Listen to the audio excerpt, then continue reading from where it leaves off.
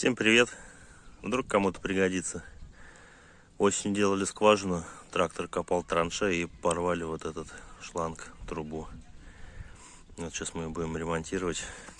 Для этого купил две вот эти штуковины и кусок трубы. Сейчас соединим, и все должно быть ок. Ну вот, все готово. Примерно 3 минуты, 5. Все. Отлично.